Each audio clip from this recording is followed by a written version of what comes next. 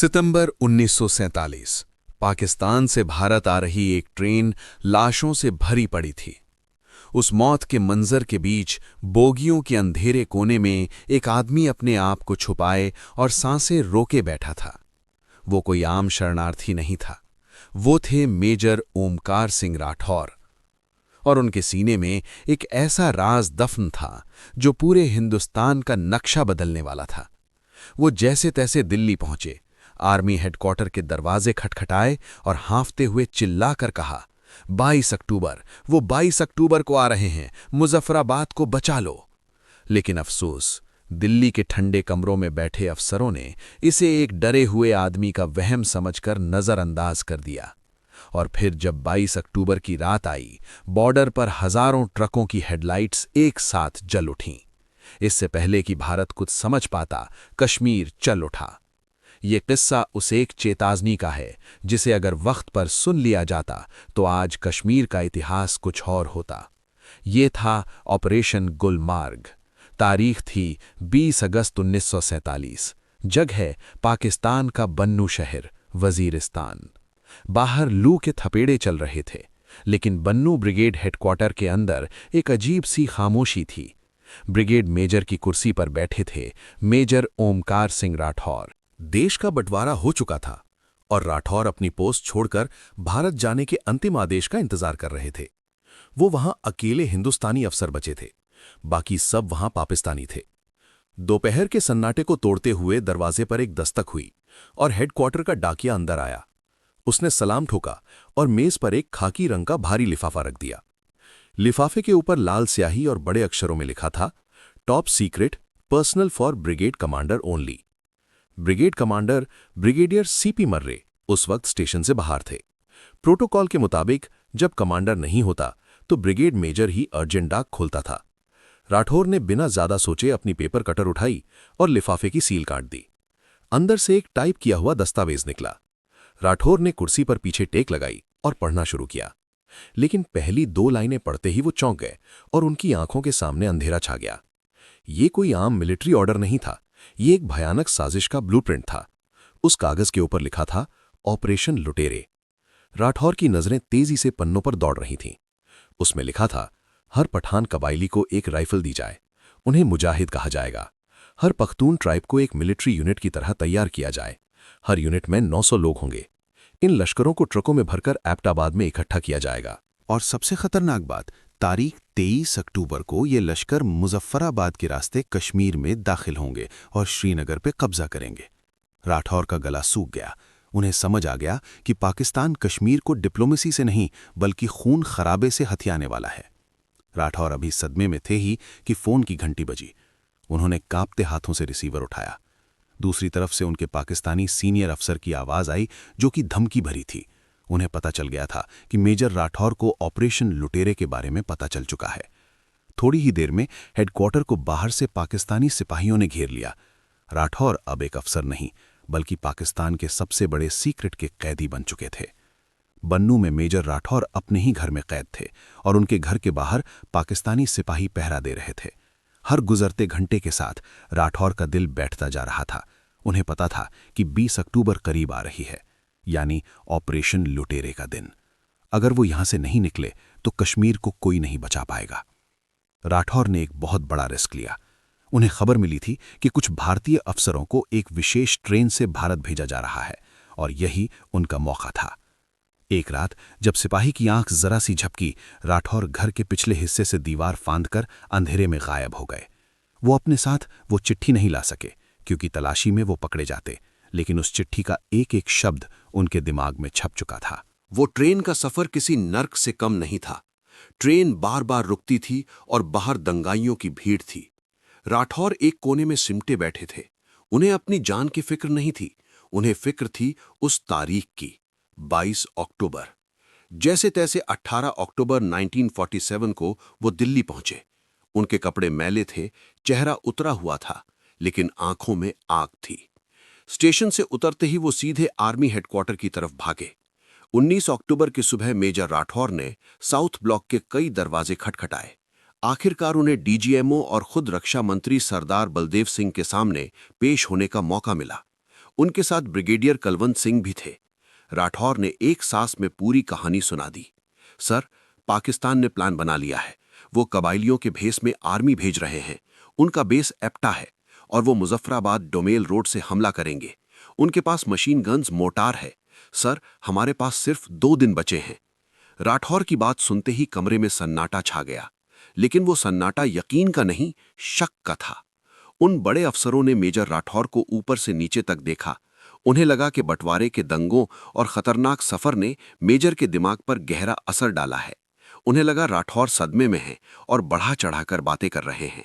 एक अफसर ने उनसे कहा, मेजर, आप बहुत ज्यादा स्ट्रेस में हैं और डरे हुए हैं। जाइए, आराम कीजिए, हम देख लेंगे। राठौर ने उन्हें समझाने की बहुत कोशिश की, लेकिन उन्हें कमरे से बाहर भेज दिया गया। भारत की इंटेलिजेंस की ये बहुत बड़ी गलती साबित हुई। एक आदमी दुश्मन का पूरा प्लान लेकर आया था और उसे पागल समझकर घर भेज दिया गया। दिल्ली में मेजर राठौर की बातों को वहम मानकर खारिज किया जा रहा था, और उधर सरहद के उस पार पाकिस्तान में एक बहुत बड़ी शैडो आर्मी तैयार हो चुकी थी। इस पूरी साजिश का केंद्र था मुरी का एक गुप्त बंगला। यहां पाकिस्तान के प्रधानमंत्री लियाकत अली खान ने अपने सबसे तेज तर्रार military commander major general Akbar Khan के साथ कई गुप्त मीटिंग्स की। अकबर खान जानता था कि अगर पाकिस्तान की वर्दीधारी फौज ने सीधा हमला किया तो अंतर्राष्ट्रीय स्तर पर बवाल हो जाएगा। इसलिए उसने एक शैतानी प्लान बनाया। उसने अपना नाम बदला और कोड नेम रखा जनरल तारिक। प्लान सीधा था, कश्मीर पर हमला हम नहीं, वो करेंगे। पाकिस्तान आर्मी ने वजीरिस्तान और महसूद इलाकों के खूंखार कबाइलियों को इकट्ठा करना शुरू किया। उन्हें 2 लालच दिए गए।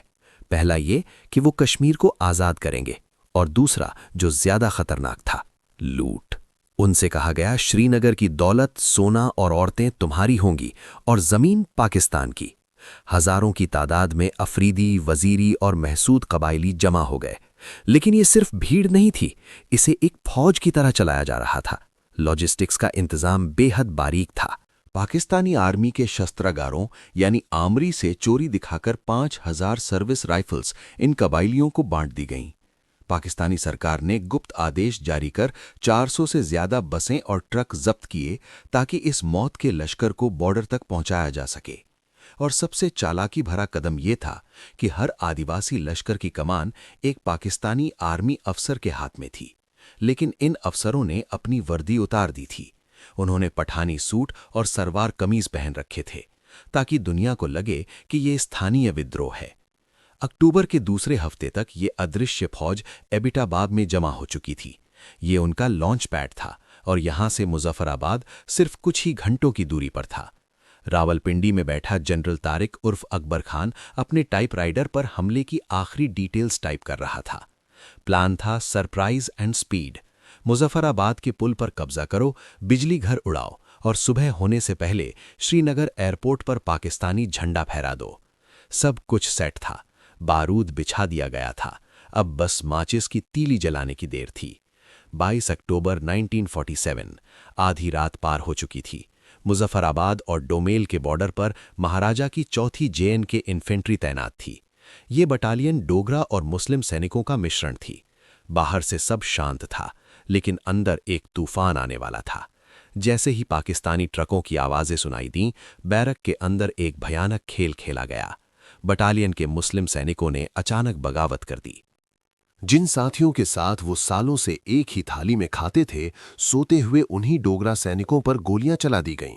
उनके कमांडिंग अफसर कर्नल नारायण सिंह को उन्हीं के निजी गार्ड ने गोली मार दी।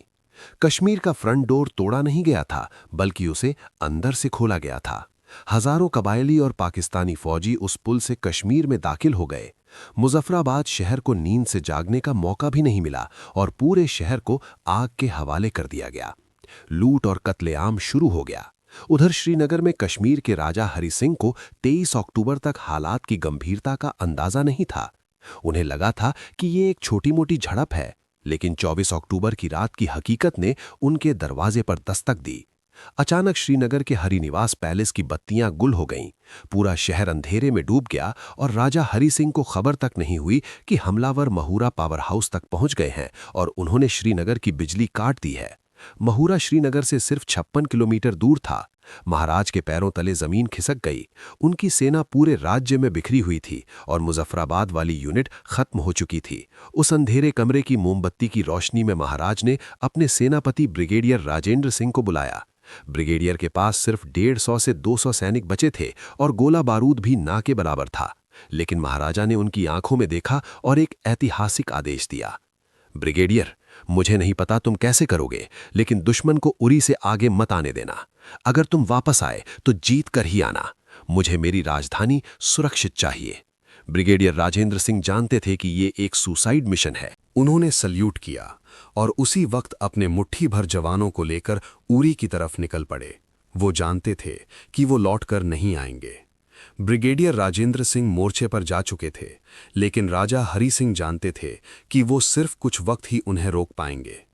अब उनके पास सिर्फ एक रास्ता बचा था, भारत। 24 अक्टूबर की रात राजा हरि सिंह ने दिल्ली संपर्क करने की हताश कोशिश की, लेकिन फोन लाइनें काम नहीं कर रही थीं। उन्होंने अपने deputy prime minister RL. Batra को एक चिट्ठी देकर दिल्ली भेजा। संदेश साफ था कि कश्मीर बचा लो, हम किसी भी शर्त पर तैयार हैं। दिल्ली में खबर पहुंचते ही हड़कंप मच गया। सरदार पटेल ने तुरंत अपने सबसे भरोसेमंद अफसर वीपी मेनन को हालात का जायजा लेने श्रीनगर भेजा। 25 अक्टूबर को जब मेनन श्रीनगर एयरपोर्ट पर उतरे तो उन्हें वहां सन्नाटा मिला। एयरपोर्ट एकदम वीरान था। उन्हें एहसास हो गया था कि कश्मीर का पतन अब बस कुछ पलों की बात है। मेनन सीधे महल पहुंचे और राजा से सिर्फ एक बात कही, महाराज, श्रीनगर अब सुरक्षित नहीं है। अगर आप जिंदा रहना चाहते हैं तो अभी इसी वक्त जम्मू निकल जाइए। ये एक राजा के लिए दिल तोड़ देने वाला पल था। रातों रात महाराज ने अपनी ही राजधानी छोड़ दी और उनकी गाड़ियों का काफिला जम्मू के पहाड़ों में कहीं गायब हो गया। अगली सुबह 26 अक्टूबर वीपी मेनन दिल्ली वापस लौटे। नेहरू और पटेल सेना भेजने के लिए तैयार थे, लेकिन तभी एक तकनीकी पेंच फंस गया। भारत के गवर्नर जनरल लॉर्ड माउंटबेटन ने कहा, जेंटलमैन, हम सेना नहीं भेज सकते। कमरे में बैठे सब लोग चौंक गए, लेकिन माउंटबेटन ने तर्क देकर बताया, कश्मीर तकनीकी रूप से एक आजाद देश है। जब तक कश्मीर भारत में नहीं मिलता, हम एक सिपाही भी नहीं भेज सकते। अगर भारतीय सेना वहां घुसती है तो ये पाकिस्तान पर हमला माना जाएगा और अंतर्राष्ट्रीय युद्ध छिड़ जाएगा। जवाब साफ था, पहले एक्सेशन फिर मदद। वीपी मेनन उसी दोपहर वापस जम्मू गए। जम्मू के गेस्ट हाउस में महाराजा हरि सिंह बिस्तर पर लेटे थे। उनकी हालत खराब थी। मेनन ने उनके सामने इंस्ट्रूमेंट ऑफ एक्सेशन रखा। महाराजा ने एक पल भी नहीं लगाया और उस ऐतिहासिक दस्तावेज पर दस्तखत कर दिए। मेनन जब दिल्ली लौटे तो रात हो चुकी थी। सरदार पटेल खुद एयरपोर्ट पर उनका इंतजार कर रहे थे। मेनन ने वो कागज हवा में लहराया और कहा, कश्मीर अब भारत का हिस्सा है। पटेल ने राहत की सांस ली और तुरंत सेना को हुक्म दिया, कल सुबह पहली किरण के साथ सेना श्रीनगर उतरेगी। उधर सरहद पर ब्रिगेडियर राजेंद्र सिंह ने अपना वादा निभाया। उन्होंने उरी के लोहे के पुल को डायनामाइट से उड़ा दिया था, जिससे हमलावरों का काफिला वहीं थम गया। ब्रिगेडियर और उनके जवानों ने अपनी जान देकर दुश्मन को 48 घंटे तक रोके रखा। वो शहीद हो गए, लेकिन वो 48 घंटे कश्मीर के लिए संजीवनी बन गए। लेकिन खतरा अभी टला नहीं था।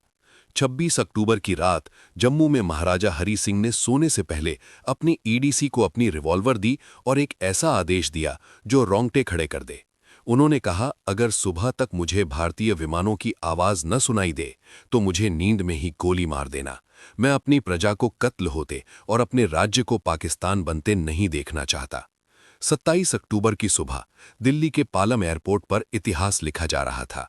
भारतीय वायुसेना के डकोटा विमानों ने उड़ान भरी, मगर ये एक बहुत बड़ा गैम्बल था, क्योंकि पायलटों को नहीं पता था कि श्रीनगर एयरपोर्ट पर दुश्मन का कब्जा है या नहीं।